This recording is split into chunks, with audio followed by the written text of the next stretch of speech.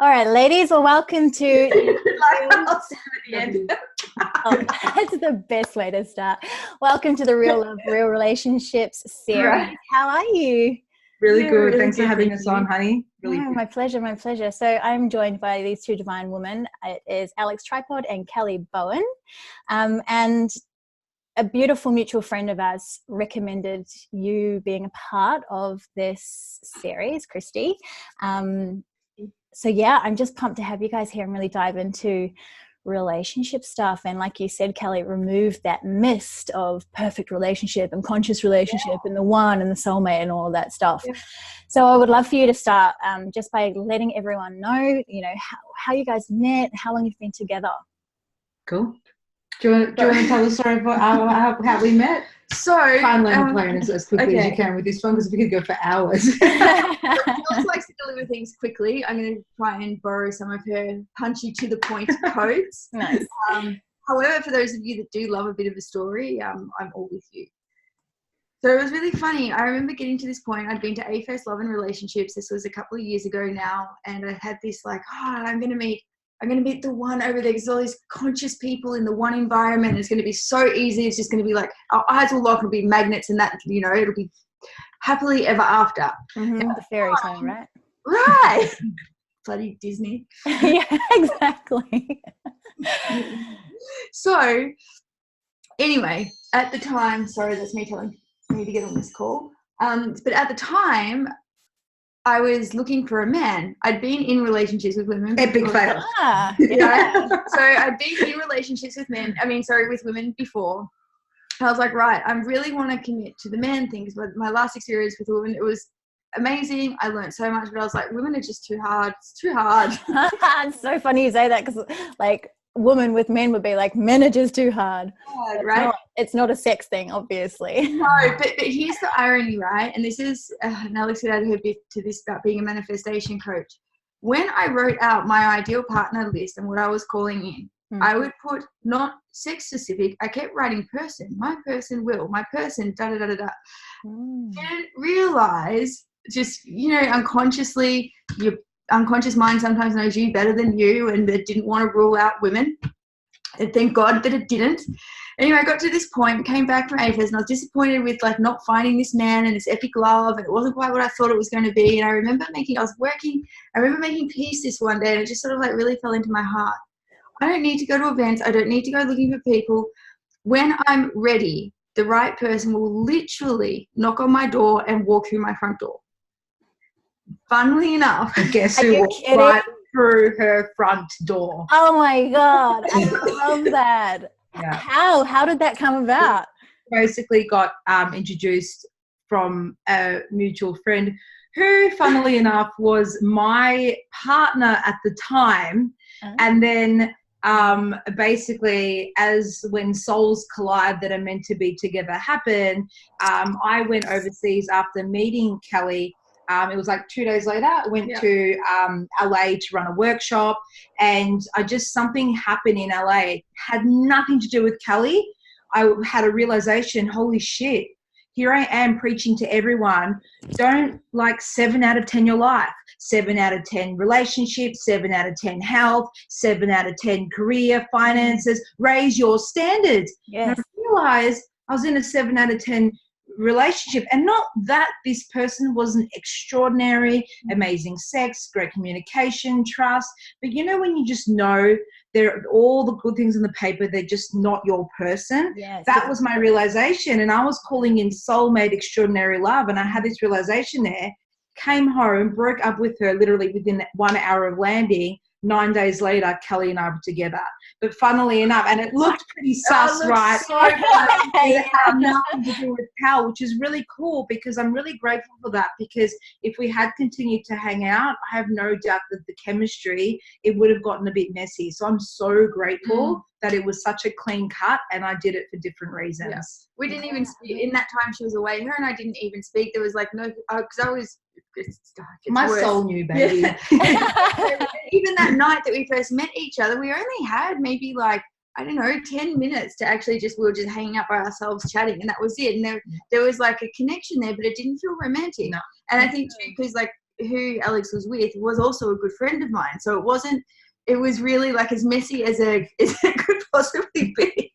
There wasn't anything, there wasn't any real kind of like, you know how they say the fireworks and whatever. It wasn't like that. There was an attraction. Mm-hmm. And then we didn't talk at all while she was away. And it wasn't until she came back and broke up with my friend, and my friend kept asking me to talk to her, talk to Alex, and what was going on, that's when Alex and I started talking. And it was like magnets afterwards. It was...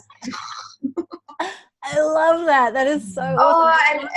And I think too, like falling so deeply in love with her, all of your values, all of the things that you say you would never do kind of go out the window. All the rules just change.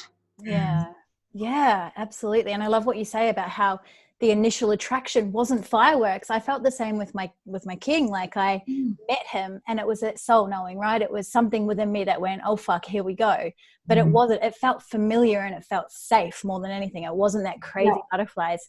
And I was talking to a girlfriend about this recently, how we mistake that, like that butterfly feeling and that anxious feeling for love. When it's really, that's what the movies tell you, right? Exactly, right. Tell you it's got to be angst, and it's got to be complicated before you have the big.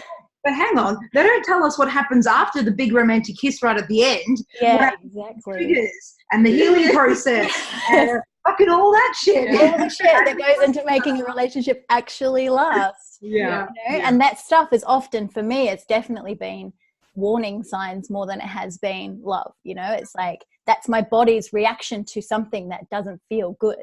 When I met Gary, it was just calm. It was so calm, straight up. Yeah. So I love that little bit that you said there in regards to healing and all that. So the triggers that set off when you get in, because people are like, I think people believe that when they meet their person, then it's going to be perfect and they're never going to fight. And I had this belief. I'm like, if I'm fighting, then fuck, it's not right, you know, I've got to break up with this because we shouldn't fight if it's the right guy. And for my, like now understanding that the actual work comes when you get into the relationship, right? So has that been the same for you guys? Did you have that that thought process of, oh, it's going to be perfect, and then something completely different? I don't know what you're talking about. We don't have triggers. Triggers? What triggers? We don't fight. What are you talking about? Triggers.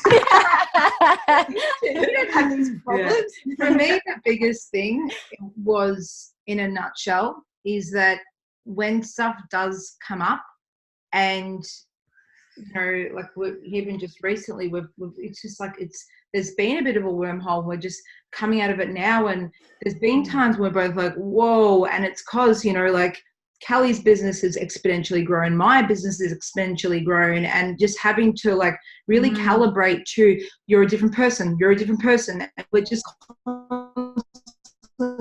shifting to new identity. For me, the biggest takeaway was, yeah, cool, you know, I can blame it on Callie, and I can say that this trigger is because of Callie's making me feel this way, you know, and we can break up, and then I can go find new love with someone else and have to deal with the same fucking shit 5 years from now. Or I could finally stick with this one beautiful soul and finally heal it. Does that make sense? And that was learning for me not to run away from a person that I ultimately knew was good for me, but I was actually running away from my own trigger. Yes, absolutely. And so many people do that. Like they get in a fight, they point the finger, they blame, and then they're like, well, it's your fault, so I'm out of here. There's nothing wrong with me. It's that unwillingness to really look back, you know, point one finger ahead and there's three pointing back at you, right? It's like, you got to turn that shit around. And when you do that, that's when the magic starts happening, right? You really start to heal some deep shit. Yeah. At the same time, though, I also can see in hindsight how resourceful like my past relationships have been, because they've shaped me to be the person. And without having the courage to end previous relationships, you know, I wouldn't be who I am today for you. So, you know, what do you think has changed? Discernment. Well, it's kind of having that difference between, is this my shit and my trigger, or like, you know, is this person, are we literally no good for each other?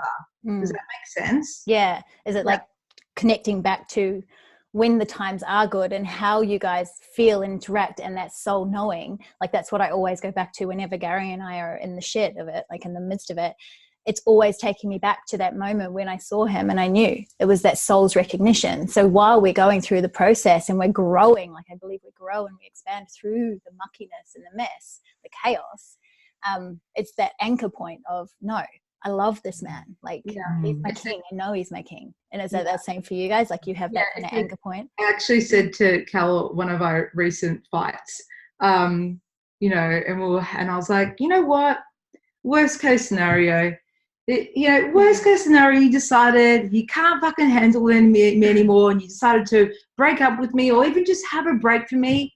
You're fucked. Because I would do the work and I would come and hunt you down and I would make this work. So whatever you want, do whatever you want. But we're meant to be together, baby. And I'll do whatever it takes to be with you. And she's like, oh, fuck, don't I? I'm like, yeah, it's your choice. We can either do this together. And that, like, I think just having that certainty and that knowing for me has been a huge shifter, because the worst thing that we can do to our partners when we are growing and shifting, when we know it's our person, is have that in and out and have that sort of runner and have that uncertainty, because your partner can feel that. Like, we can feel each other. We're literally mirror reflections. And when I feel Kelly's uncertainty, makes me want to be uncertain. But when I ground in certainty, nothing to do with what Kelly's saying or doing, but I just ground in my own certainty and give her that love, she meets me instantaneously. Yes. Yeah, I love that. It's like, I choose you. I choose you in all of it, and the good and the bad and the shit, like all of it. I still choose you and will give it my all. So to get to that point though, what did you have to go through in order for you to gain that awareness of self, to be able to anchor in and hold that space? No. Yeah. I think there's a couple of things with that. I think one, you know, you're with the right person when things come up and you want to lean in more than you ever have before. Yeah, I definitely find that with Alex. I think the other thing too, this is kind of looping back to the last question, but I will bring it into this, is that about fighting in relationships. I think we're given our honeymoon period lasts for as long as, depending upon how big our vision is for our relationship.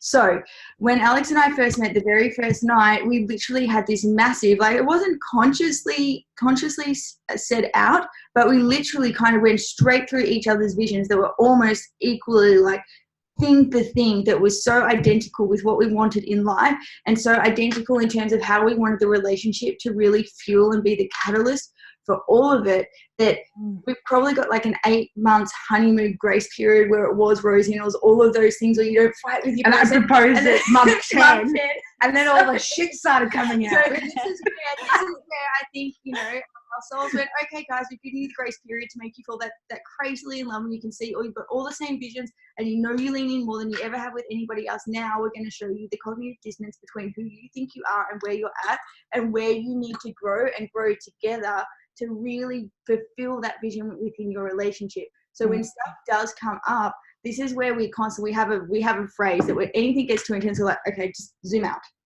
Zoom out, and let's calibrate to what we said we wanted the relationship to be for us and fuel our life with, and where we're headed with it. And it's like, when we zoom out, it's like perspective. Zoom out, we've got a whole lifetime together. Like, just let's chill. just zoom out from this tiny dot of our entire time together. It's a freaking dot. Yes. It's so irrelevant, and it just takes that pressure off. And because ever since being together, like, our lives have exploded in, like, business, with the relationship, our level of lifestyle. It was literally us coming together was the amplification of, and I hate saying this, and I mean it in the most coachy high vibe way, it was the amplification of the grounding that both her and I were needing, but didn't quite have nailed at that point. Like, we both brought those missing strengths to the table to really ground and amplify. So it's really coming back and remembering, like, yes, there's been lots of rapid growth, and yes, we're constantly pushed and stretched, but we're living into our vision and our truth every day, and that's magic. Amazing. I love that. And the fact that you guys, because you don't work together, do you? You have your separate businesses? We work in the same house, but Alex has the office upstairs and I have mine downstairs. But Kelly's got lifestyle finance, business. I've got a manifestation coaching business. And sometimes we do stuff sometimes together. we, like, she's on my platform, You know, like the other month we flew together and we were both speaking on the same stage. We're going to start writing our book together in a couple of months. Amazing. So little creative projects. Our incomes aren't tied off of each other. We've got very independent income. So we don't fight about money. It's just other stuff. Yeah. Yeah. How much time spending making money is more what gets thought about. Yeah, absolutely. And so the working together, like obviously that adds another layer of complexity to a relationship, like working in the same house and coming together on creative projects. How do you kind of navigate that? Like, does that create more friction, do you think, or does that kind of no? Working together brings us so much joy. Yeah, beautiful. The only time we butt heads is Kelly likes to take a concept, and she's got this beautiful ability to, like, I'm a visionary. I'm like, this is what I want to do with my clients, or this is my book. And then Kelly goes, right, let's go this layer, that layer, that layer, that. And she'll take it from like an 8 out of 10 to a freaking 11 out of 10. Amazing. Yet my impatience will be like, hello, I'm going to go live in 5 minutes. I need it now. And she's like, good. And I'm like, I don't care. Just get it done. Just get it done. Butt heads. And she'd be like, excuse me, I'm giving you my time. Like, you're going to give me the respect of, so I've had to learn to zip it if I've asked for Kelly's help now, and just sit in the appreciation. Yeah. Because that's beautiful that you guys complement each other in that way too, right? Like, imagine if you were both like the just get in and go, because I'm the same. I'm the get in there, I've got an idea, let's launch it, you know, and that can often work against you because it's like, oh shit, I haven't actually thought about this properly, you know, so, and the peeling back of the layers. So that's beautiful. What was that? That was the beginning of our relationship, the first 3 months. So how long have you been together? Almost 2 years. 2 years. Beautiful. Yeah. Awesome. So I want to just touch on masculine, feminine energy as well. And is one of you more in your masculine and one's more in your feminine? So who's Alex? Are you the more masculine? Yeah. I picked up on that. So do you find that works? Obviously it works really beautifully. And what's your kind of understanding in regards to that? Because obviously you're two women in a relationship. Do you find that, like for me, for example, when Gary drops into his feminine, it's almost like a turn off for me. I'm like, ugh. So is it the same kind of kind of yeah? So for me, like I believe Kelly finds me most sexy when I'm in integrated, grounded masculine. Yeah, okay. So when we first got together, obviously honeymoon phase, blah, blah, blah, you know, I had that level of certainty, this and that. My next piece of leadership, of growth, was really integrating my feminine, the trust, the surrender piece, the letting go of control. And so it's been the biggest, I guess, tumultuous growth I've really experienced being in business, and it's been absolutely necessary considering what I teach. And so with that, it was kind of like, think of your whole life, you're stuffing your feminine, and you're like, you can't get out, you're locked away. And so then she's come out, and she was a bit like, think, you know, like Medusa, the crazy snakes on my head. And like, I was a pain in the ass to live with, you know. I had all my shit come up, and I didn't understand for a long time why, like, Kelly didn't find this attractive. And so, you know, like integrating that back into now being healthy, integrated masculine and feminine now. But, you know, our sex life took a few hits, you know, and in hindsight, I get it now. But at the time, did I have to deal with my rejection issues? Did I have to deal with all of it? Absolutely. I'm so grateful for it now. Isn't that funny though? It's always, you know, I'm so grateful in hindsight. Yeah. Don't have the hindsight in the time, and it's freaking painful. Fucking annoying. Yeah. It's like, why is this happening? On the flip side of that, just as Alex said, we mirror each other like it is insane. But while she was having to integrate her healthy feminine, I've been having to learn healthy masculine for business. And with the growth that my business accelerated, I've gone from the beginning of the relationship where I wasn't that busy and I had all this time to everything was about Alex, center of my world. I really like that. Whatever she I bet you did. All of a sudden, I've put on this beat. So she's gone into integrating her feminine. I've flipped over into developing my masculine, and I've gone into like full focus, like get shit done. Like it was complete like reverse of like break of polarity, but because we were integrating, learning how to be healthy, they weren't sexy qualities to each other. Yeah. So how did you navigate that? Like, was it just like talking about everything? Was it like fucking just everything just fell apart? Yeah, I think as well, like it's interesting, like we're currently working with a relationship coach and just learning to wear different hats. Like, okay, cool. Not having to talk about business all the time, you know, because we love it. And as well, like what you were talking about being in these. Being in that focus man mode.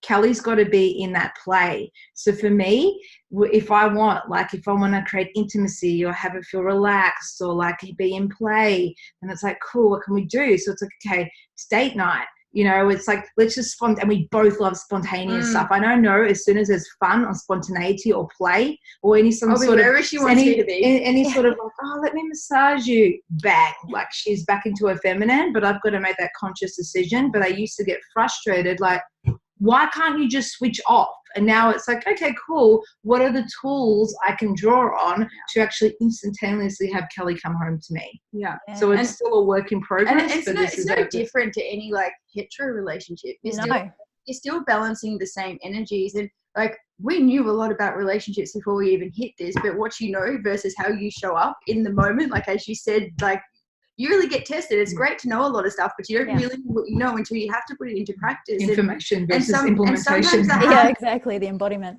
It's so sexy to do personal development on your own because you've got no one to trigger your shit.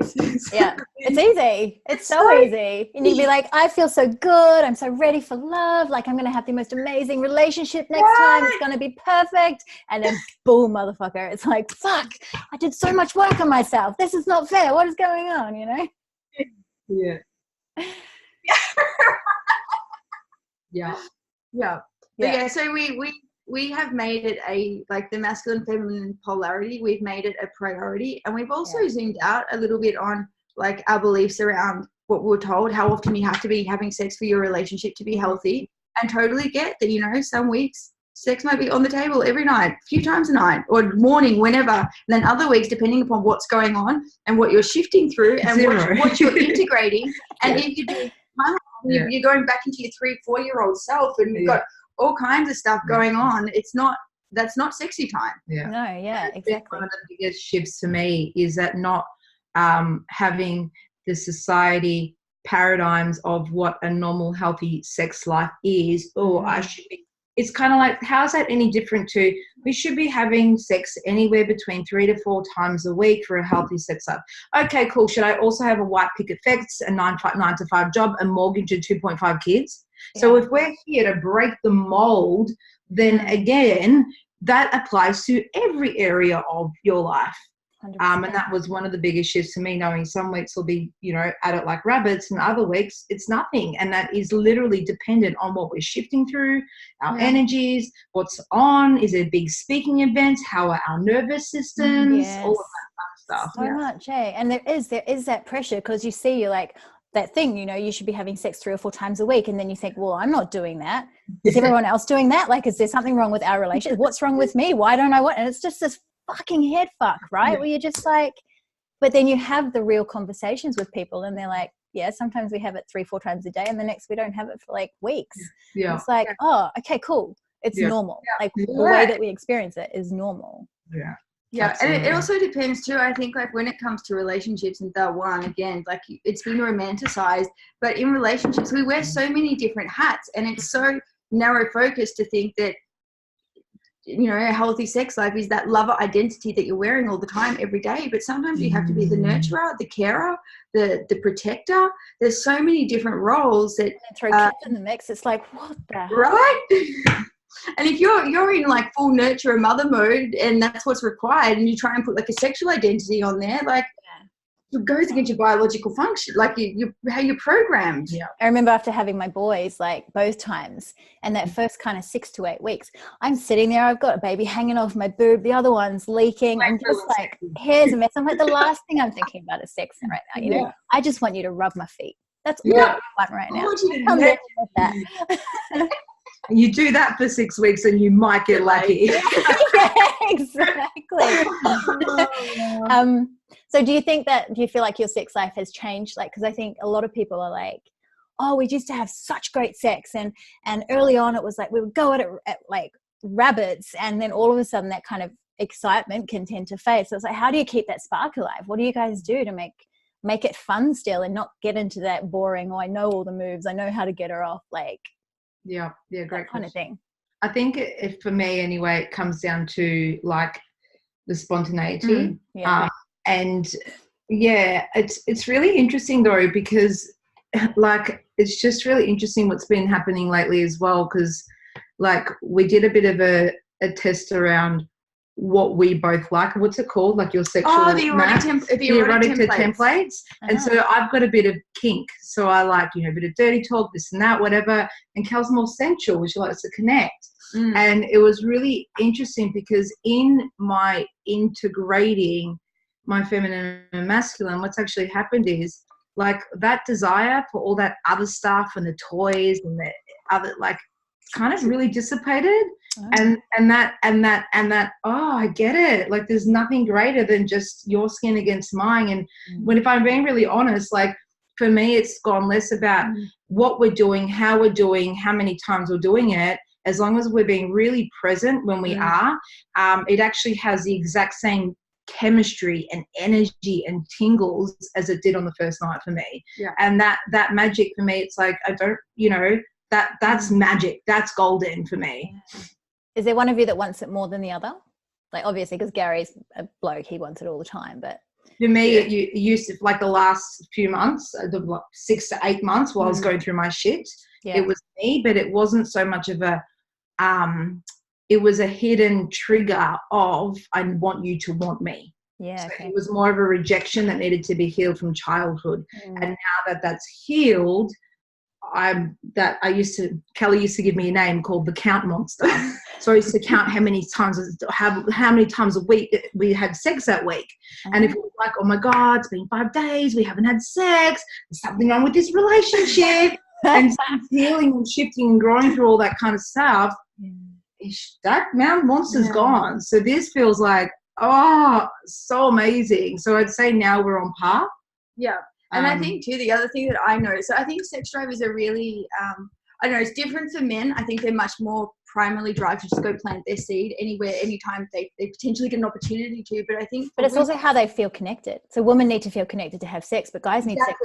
Exactly. So I've noticed within me, and this is what I've been working through, is that I've had either two modes. I'm either focused, or play, fun, sex. And because I've been building and just the way my business grew, I didn't have a choice but be focused. I've only just realized now that I've been able to start like playing back between like focus and fun. Like, oh, that's where my sex drive is. And like I've had a this or that. I haven't had a medium ground. And even without my whole development, my programming, there never was a middle ground. There was always on off. So now it's really cool, like coming back to being able to integrate these new ways of being able to have focus and fun and being able to be more well-rounded as a person. That makes sense. Whereas this or that, it's much more easy, not easy, but it's more about integrating other qualities into life where you get to experience a much deeper, richer experience of it. I will say though, on what you said before, I have to be completely transparent and say that as the more masculine half, I would definitely say that yes, Kelly's got to feel connected to want to have sex. Absolutely. And if I'm not connected, and I can still feel connected, but if it's been a while and we haven't, nothing drops me back into fucking gaga eyes for Kelly, like mad crazy love gaga goggles, than if we're intimate. And so it's kind of like sometimes I feel like I'm a man with a penis. And as long as if you like do your thing and we have sex, whatever you want, baby. You want to go to Hawaii? What do you want? And it's like I'm transparent and say that definitely goes on in this relationship. Yeah, awesome, amazing. And I love, like, it's I find it so fascinating, that whole masculine feminine dance, you know, and I think that's something that is really misunderstood. I think masculine feminine is like, oh, spiritual words and oh, la words, and it's not. It's our DNA, right? It's within us. Yeah.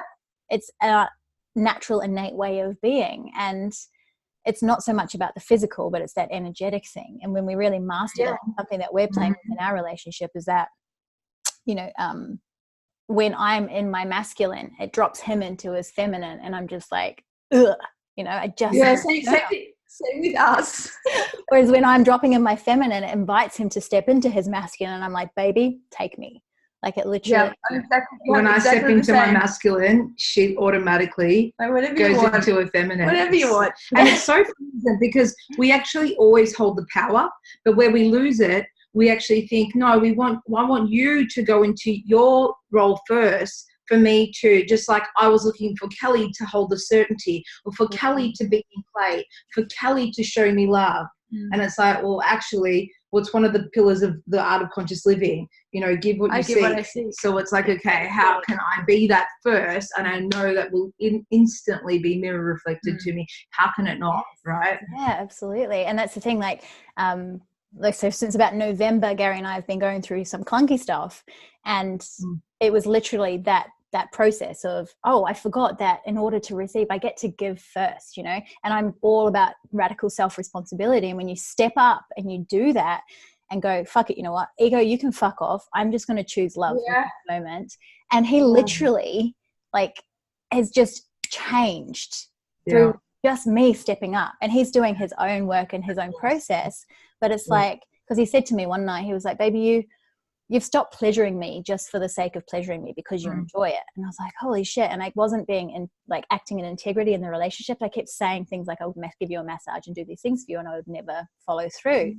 So I literally caught myself one day. He did this 100-hour race, and I was like, okay, I'll give you a massage later. And it got to 9 o'clock, and I was like, fuck, I still haven't given him a massage. So I grabbed the oil, went straight in there, rubbed his legs, and I was like, hey baby. And he just dropped straight into receiving. And I was like, oh my God, this is really sexy. And obviously it worked up, and it turned into more. And we had some of the best sex in my life. The next day, he was like, baby, can I get you anything? What do you need? There you go. The man that I wanted. Joke around about it, but women can have men wrapped around their little finger. It's the power of the pussy. I'm telling you right now. I think there's so many women out there that think femininity is weak. And it's not, you know, it's the opposite. I feel more powerful when I'm in my feminine energy than I ever do when I'm in my masculine and feel out of control. Yeah. Are you the same, Kelly? Yeah. Yep. Well, and it's literally like I feel like it's a switch when I've been pushed into that energy for too long. It's like it gets stuck on. It's like a hamster wheel. Like I'm stuck on overdrive, and I can't switch the thing off. And I feel disconnected. It's like I'm living in a world of numb. Everything can be so great, but it's literally like this is my life here, and I'm here, and I can't get in. Yes. It's horrible. It's one of the worst. As a feminine energy, it's one of the worst experiences. Yeah, and I can deeply relate to that because I went through that in the last month. Saturn was in retrograde or some shit, fucking me up for Capricorn, and Mercury, Lionsgate, all the shit. But it felt like that. I felt like I was over here and I was seeing my life, and it was all great, but I just was so disconnected from it that I wasn't able to actually feel. I felt numb, and that impacted the relationship, obviously. Yeah, it's huge. So I would love to hear a little bit about how you guys deal with shame in relationship. We looked at this question, and can you give us some more? Yeah, we'd like some context. Cool. I'm not sure I've ever felt deep shame. So it's more in regards to things that may trigger you from past that come up. So the definition about shame is that it's something that you believe about yourself to be true. I am a shit person because I did this. Whereas guilt is like, oh, I did this and I feel bad. I did this. Okay. I guess an example for me would be while I was shifting through my childhood insecurity crap, all that. Did you have some big stuff coming up that kind of made and one of them was releasing control, and Kelly's a free spirit, and you know, it's like I think there was a few instances where Kelly would call me up on my behavior that, oh, I'm allowed to be spontaneous with you, but as soon as I go drinking and be spontaneous with people when you're not around, you get X, Y, Z. And in all fairness, what she was saying was true. And so for me, it was probably just shame of, it's almost like, God, if my clients could see me in this moment and how I'm reacting, not responding, reacting like a fucking 4-year-old, like literally triggered out of my head. Yeah. And that's the shame. But, you know, Kelly's all public space, but like a few times that's happened. So in terms of that, that's probably the biggest shame that I felt in this relationship. Yeah. Yeah.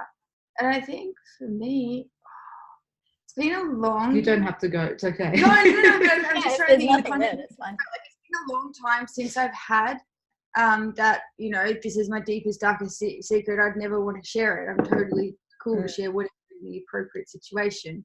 But I don't really know if you've got anything. No, I don't. Not feel it on that sense, because I also know my identity is very fluid and nothing's permanent. And I've also had some really great experiences with like friends who are also coaches, but also some brilliant coaches in my life where, oh, my kinesiologist, I purge my shit all over him all the time, like for him to like help go in and pull that out. So I'm really quite okay with being like, I'm making this mean this. I know it's absurd, and I don't have that like guilt shame attachment to it anymore. Okay. I just got to say, Cal has one of the most, like, out of anyone I know, the most amazing internal dialogue. Like the way she alchemizes, even if there's something to be shamed about, like it's almost like her default will go to like, okay, cool, and she'll go to growth mindset. And so our biggest clunk has been, I was quite fixed mindset. Yeah, but this is what, and for a manifestation coach, for fuck's sake, I keep telling people not to focus on what is. And a lot of time with my own triggers, I'm like, yeah, but, and I'm fighting my righteousness for what is. And she's like, great, awesome, and X, Y, Z. And she does that for herself too. So like I love, you know, have been in the, you know, obviously like modeling Kelly because I'm just near all the time. Great, like I just love your internal dialogue. It's so freaking resourceful. It's sexy. Yeah, amazing. And so when you talk about like all the stuff that you've kind of gone through, that would have required a real level of vulnerability, I would imagine. So how was that? Like, because I think a lot of us are quite afraid of being vulnerable because it really opens us up to the possibility of being hurt, right? So how have you dealt with that? From me, with what I said before, for both of us? Yeah. I think we both kind of walked in with like literally right from the beginning on, here's all my shit. Are you still happy to proceed? And it was like a heart cracking open sort of it wasn't love, where this is the first person I've been with where even when I've showed my shit, even when I've had moments of control tendencies, even when I've reacted in ways and I've been a mess and I'm crying like a 3-year-old and I'm being unreasonable and all like, and you know, vulnerable about, I'm being passive aggressive because I'm scared, you know, and all of that. I've never, ever, ever like felt insecure about being vulnerable with Cal. And I think this is like, this is why it feels so right. I've never felt like Kelly will use it against me or she'll use it to have the power. There's none of that goes between us. And this is why it feels like there's such a pure love. Yeah. That's and beautiful. I think too at the beginning, because a few things that we set out, like I can really see the tone for how our relationships unfolded and why, even though we've been through some clunks, we got through it. So from both of our past experiences and relationships, there was a few like hard standards that we set. One was there was nothing more important than the emotional security of the relationship. So if the other person has something going on, whoever's not in trigger has to drop their shit and be present to hold the space for the person to alchemize it to bring love. And I think it was something that I think it was like Stan Tatnick's the biology of your brain in love or something like this. And he talks, it's a little bit about attachment theory, but he talks about the different chemicals that go on in terms of when you're triggered in the different arousal stages, and that if the person can be present with you and you get that they're not angry at you or attacking you, they're showing you their deepest wounding, and you've got the opportunity to stand there in the present, to hold space for them, to alchemize them, then you get to create what's called an anchor relationship, which really does anchor you. So there's no longer this place of I'm scared to share my shame, deepest, darkest secret, or that it's even about that anymore. It becomes very much about a place of, I'm here to grow with you, I'm here to love you. And in agreeing to that, I also know there's going to be stuff, and when stuff does come up, this is how I've made a commitment to show up to you. And we set that tone really early from the beginning. That's beautiful. And it's such a space of soul love, right? It's a real soul love, not ego love, which is so fearful and controlling. And, you know, a lot of people, I believe, are probably in that space of ego. It's like, I own you, and you're doing this to me, and pointing the finger and the blame game, right? Which is so damaging, because it's really not. Like, anytime that something comes up and we get triggered or we get upset. Hello, you go on, sorry. Oh, awesome. Hey boys. It's very much that. Oh my God. We've got another one too. This one, actually, 2 weeks into our relationship, this one got hit by a car. She's a pirate. One-eyed cat. Alex doesn't like animals, so that really tested us. Yeah. Getting hit by, here we are driving my cat to the vet. She's got like blood splattering down the side. Oh like certain tests, how do you know your person's the right person? When they don't like animals, they hold your cat, her face is falling off and there's blood going everywhere, and she's still calm. And now she's converted me, because I'm now an animal person. Cat. Oh, you've got your own cat now? Yes. Awesome. Yes. I love that. How can you not like animals? I was like, why would you tell people this? It's a freaking secret. So cute. Disclaimer, I never had an animal as a kid. And Okay. so when I was a kid, the only animal that got brought into the house was a little doggy when I was about 3. And I had this traumatic experience. And like, all I remember is screaming in the house when this dog came in, this little puppy, and Dad had to take it back to the pet shelter. And because of that, I've got an anger of animals scary. And so I've never experienced animal love. And so there's all animals, or just domestic animals? All animals. And so it's like kind of like a mum saying to me, oh, you'll never experience the love that you feel, the unconditional love that you do with a baby. I believe you. However, I'll never experience it until I have my own kid. I can intellectually get the unconditional love you feel for your kid. However, until you experience it. Differently. So I made her get a kitten, and you should see her with this kitten. Jupiter gets to sleep on her pillow and wake her up at night. All sorts of things. And if I even snore a little bit, I get, But the cat gets to walk all over her, sleep on her pillow, whatever she Anyway, wants. thank you for the airtime to clarify that I'm not a weirdo. Oh, so funny. Deep shame. Deep shame. Yeah, deep shame. Yeah. So how often do you experience like just total joy in your relationship? Like every day. Every day. We make time. Well, because we work. Sometimes it's like little things, like we'll just jump on each other on the couch and giving each other a little cuddle and just jump into the gratitude of the freedom we get to experience every single day and the lifestyle we're created. And other times it's like more extravagant joy, like we'll go to get a hotel room at the casino, or like go for a romantic dinner just because. Random weekend. Right? So like it's really like, but I honestly feel like we get pockets every day. And obviously really amplified in other and lives we too. also have like little rituals that we make sure that we do religious. I was about to ask you, what rituals do you have? Yeah. So we always wake up in the morning together, no phones, connect first. And then we can look at phones and drink our coffee together. In the morning. We drink our keto coffee together. We set intentions for the day. Yeah, intentions. Talk about what we've got on for the day, what we want to experience. And then that way we'll almost automatically drop into, okay, cool. Who's cooking lunch? Who's cooking dinner? And like who needs to be taken care of today? Yeah. What needs to happen? And we kind of flow. It's like a silent communication, isn't it? Yeah. Yeah.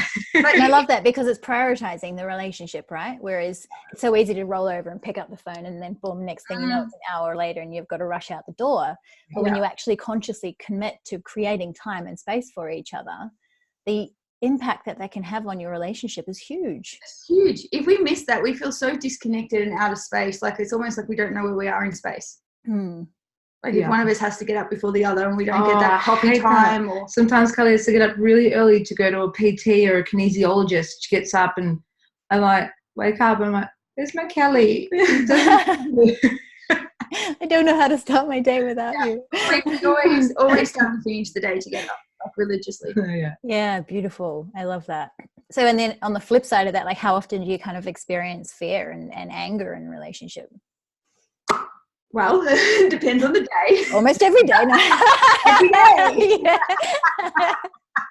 No, but we can go like weeks and everything's bliss, and then again, it depends on what's going on and where we're being stretched. So it's usually when we're being stretched with things outside of the relationship is what causes friction in the relationship. So how do you navigate that? With delicacy, kindness, love, remembering. Generic answer. But generic answer. This is what I actually remind myself of, is that if Alex is expressing how I haven't made her enough priority this week, I remember that this is a really good quality relationship problem to have. My person's upset because I'm not spending enough time with them. I would much rather be having this problem than any other problem. This I can do something about, and this I'm grateful for. And it's remembering that brings in that level of compassion. However, in the moment, it doesn't always feel like that. Yeah. And honestly, it just depends. It really depends on what we've got going on. It's usually business has impacted relationship as opposed to the other way around. Yeah. And is it a case of, do you guys, like, for your resolution of your arguments or disagreements or challenges or whatever you want to call it, is it a get in there and nut it out straight away, or is it a pull back, create space, and then come back together when the energy's settled? We kind of, there's not a set rule. And we have been we've been getting better and better and better at this. We alchemize really fast now. Yeah. So either sometimes it'll be clunky, and Cal will be like if it's on the phone, it's like, let's get off the phone. Or even if we're in the same house, okay, cool, time out. I'll go upstairs, my thing. I'll either, meditate, or I'll do something like in work to distract myself, and it literally won't be longer than 10 minutes typically. And one of us will walk into and one of us will go to the other one and be like, I'm sorry, baby. I'm sorry too. I really don't, when we're shit at holding grudges. Yeah. We never just can't do it. Yeah. Literally. And again, it comes back to that, there's nothing more important than the emotional security of the relationship. Yes. So because that's the trumping belief and that's the trumping value, we drop our shit really, really quickly. Yeah, awesome. And it sounds like you guys have a really great level of emotional intelligence as well, in that awareness, and I imagine that hasn't happened overnight either. Like, that takes a lot of work, internal work, to be able to get to that space. And I also think too, this is what's here's the gift about the triggers in your relationship, I think. And Stan Tatkin talks about this in his book, the one I mentioned before. But as you pair bond and you fall deeper and deeper in love, your unconscious minds blend more and more. Now, what comes to the surface is all the inadequacies you experienced in childhood from parenting that come to the surface for you to heal.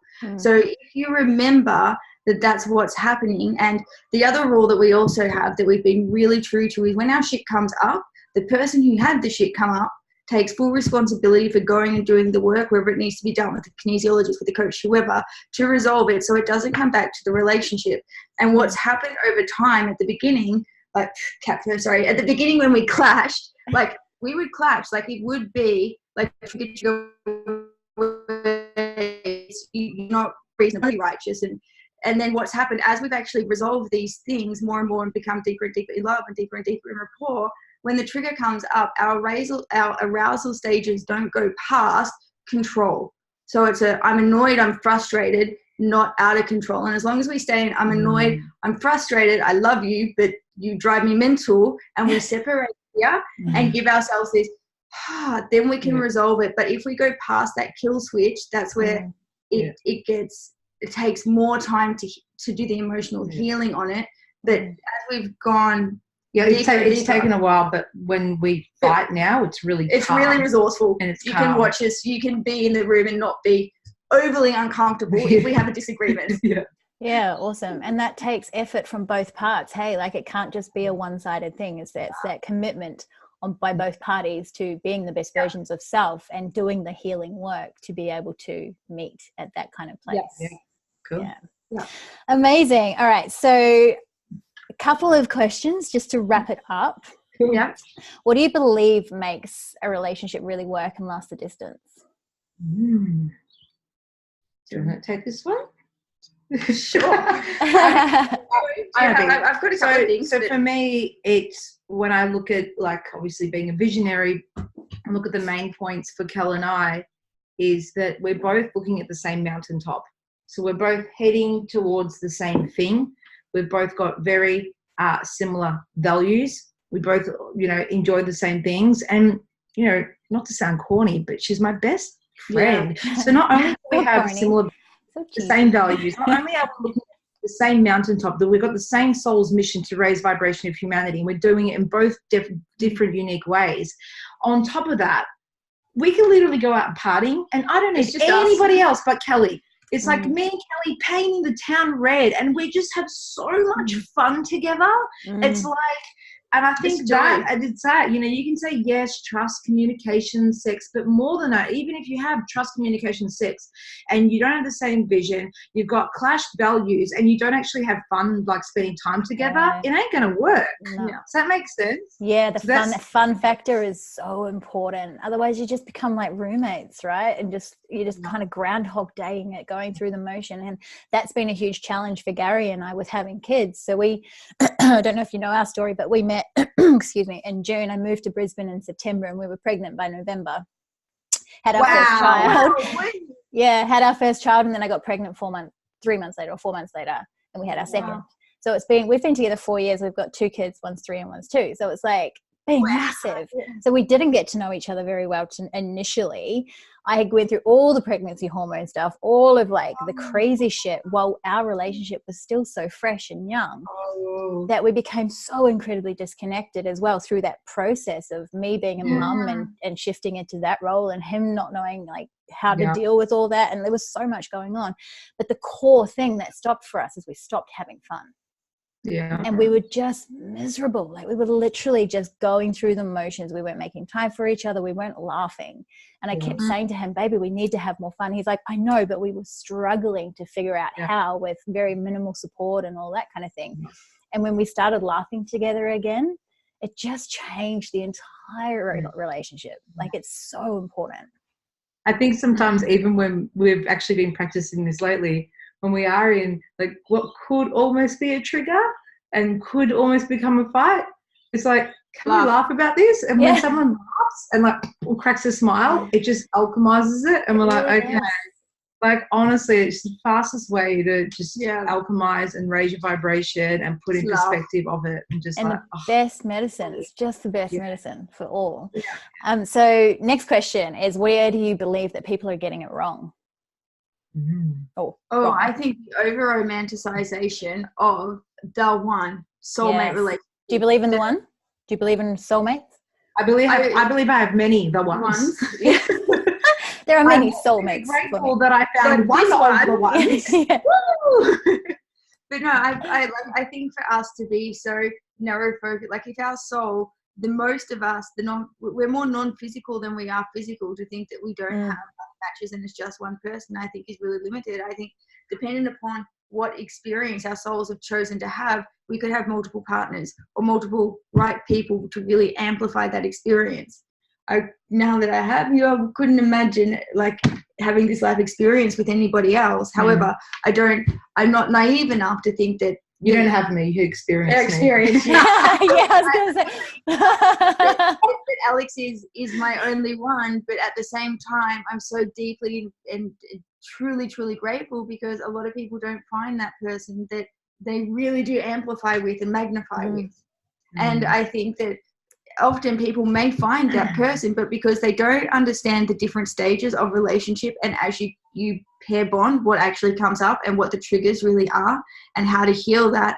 And we don't have normalizations of, what is a healthy sex life? What is a healthy relationship? Which is why I think what you're doing is so fucking cool, because it's actually starting to bring this stuff to the surface and making what's real. Because our models are what we see on TV, and we all know that we're looking at this much of that much. Yeah. And, you know, what we read in romance novels and Cosmopolitan and the shit that I used to read in magazines growing up. I'm like, and for most of us, with the exception of a few, we've come out of watching relationships with our parents and gone, we'll never be that. So if we're not going to be that, how do we do this? Yeah. I think even when I'm looking at, like, you know, we like to binge watch, you know, Netflix series sometimes. And when you look at, like, the pinnacle characters, how long it takes to come together and the culture and the convoluted story, and they did that and has to give that. And then so we like, grand gestures. I feel the chemistry. When they finally kiss and you're like, oh my God.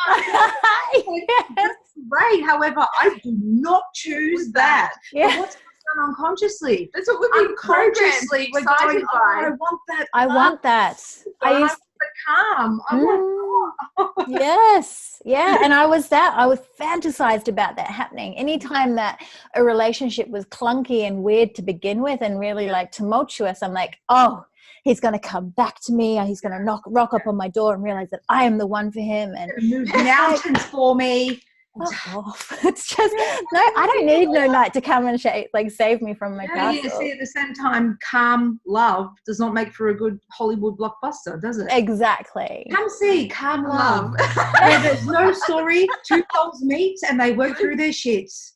Calm Love. Can you imagine? We need to make it. We need to actually make it. That would be hilarious. They work through their shit resourcefully and stay together. Yeah. Yes. Oh, that's so good. Take it on Friday nights. Yeah. Start together. I don't have to watch 2 hours of them getting together. Situations. Oh, does that make sense? I think that's the biggest misconception is. Yes, I couldn't agree more. All right. So one piece of parting information that you would like to leave our viewers and listeners with, or a tip or whatever in regards to love, relationships, keeping it fucking real. Think kindly of your person. When they piss you off, always assume that their behavior has come from a positive intention and give them the benefit of the doubt. It will save a squillion disagreements. What she said. Yeah, beautiful. Beautiful. And it is. It's because I think you get to that point where you're like, you're an asshole. You're a prick, you know? And it's like, they're not. They're triggered. Yeah.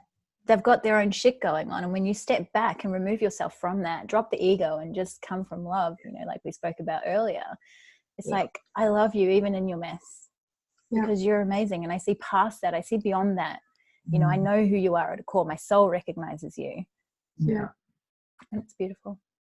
Amazing. Thank you so much, girls. I have just had the best time with you guys. It's awesome. For having us. Oh, my pleasure. My pleasure. And I'm sending you both so much love. Thank you. Oh, actually, before we drop, I meant to say, if anyone would like to get in touch with you or connect with you in some kind of way, how can they do that? So for me, go. I run multiple free challenges. So probably go on to my website, alextripod.com, and you'll see a whole bunch of magic manifesting stuff. Beautiful. If you want to manifest your partner. Yeah, you can use it for love, for health, for business, for whatever you want. Money. You set your intention on day one and I take you on a journey. Amazing. Yeah. And for me, I'm a finance broker who specializes in helping coaches get paid for their programs paid for their programs in full, and their clients get a really manageable repayment. So instead of paying for like $1,000 a month, for example, they might get it for $50 a week. Awesome. So it's like oxygen for your coaching business, because money is oxygen. If you want no payment plan paid in full. It's amazing. And you don't even have to chase your payment plans because finance managers. Do you really want to give your email out on this one though? No, I've got a website now, lifestylefinanceco.com. Or find us on Facebook. That too. Yeah, absolutely. I'll drop all the links, all the information in the comments of this as well, so that if people are like feeling like they want to ask any questions and reach out, are you guys open to that? Absolutely. Yeah. Just when you post it, tag it so that we can see. Yes. Yeah. Cool. Amazing, love. So thank you again. I'm sending you so much love. No worries, honey. See ya. Bye.